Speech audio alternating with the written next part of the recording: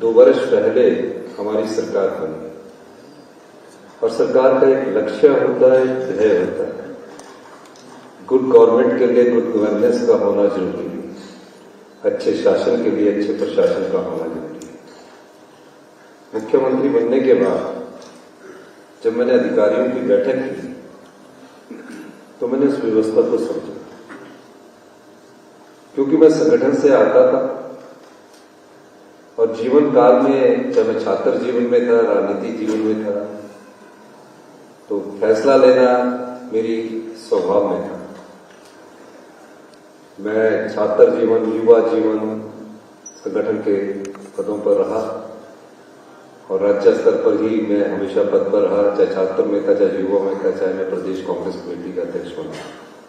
विधायक बना तो अधिकारियों से सीखा, राजनेता जो हमारे सीनियर से उनसे सीखा, और जब मैं अपने आप मुख्यमंत्री बना उस समय जब मैंने 1 महीने तक मंत्रिमंडल का विस्तार नहीं किया। आप जानते होंगे कि देर रात तक मैं सीख रहा, समझ रहा, और जब मैंने एक ऐसी व्यवस्था देखी कि इस व्यवस्था में हम हिमाचल प्रदेश को अपने पांव पर कभी खड़ा नहीं कर सकते,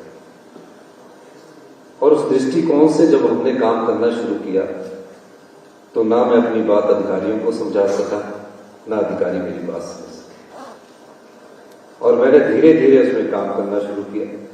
और आज मुझे खुशी है कि जिस दिशा में हम हिमाचल प्रदेश को ले जाना चाहते हैं, आज चाहे वो IAS अधिकारी है और IAS अधिकारी है, उस दिशा में प्रदेश प्रगति की राह में आगे बढ़ रहा है। और मैंने हमेशा कहा कि हम सत्ता में सत्ता सुख के लिए नहीं आए, हम व्यवस्था परिवर्तन करने के लिए आए। मकसद क्या है? मकसद ये है कि इस प्रदेश की जो संपदा है, इस प्रदेश की जो संपत्ति है, उसका सही बंटवारा, और सही बंटवारा कब हो सकता है? हम 40-50 साल पुराने धक्के कानूनों के आधार पर नहीं आगे बढ़ सकते।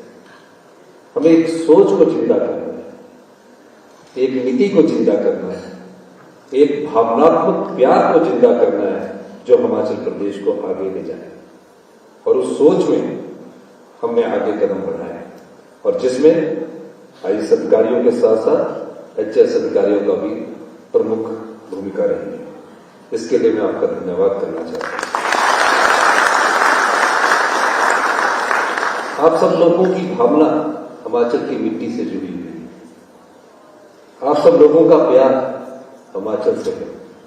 आपका स्वभाव हिमाचल की प्राकृतिक सौंदर्य के साथ मिलता जुलता है। अब दिशाएं तय आप करते हैं, सोच और नीति को कैसे बदलाव में लाना है, उस दृष्टि से हमें काम करने की जरूरत है। मेरा मानना है कि हमारे प्रदेश में पिछले 2 साल से कई चुनौतियों का हमें सामना करना पड़ा। पहली चुनौती आर्थिक आपदा के रूप में, जब प्रदेश का खजाना खाली था और प्रदेश के खजाने में नाम मात्र का कार्य चलाने के लिए पैसे थे। अब मुझे जानकारी नहीं थी, मैं तो व्यक्तिगत तौर से कह सकता हूं कि मैं तो पहली बार मुख्यमंत्री हूं, और मैंने जब पूछा कि अगर हम नहीं आते तो जो दूसरा पक्ष की सरकार आती तो वो किस प्रकार अपना कार्य चलाती। उन्होंने कहा कि इन स्थितियों को वो बता सकते थे, लेकिन मैंने कहा कि क्या हम अपनी परिस्थितियों को बदल नहीं सकते?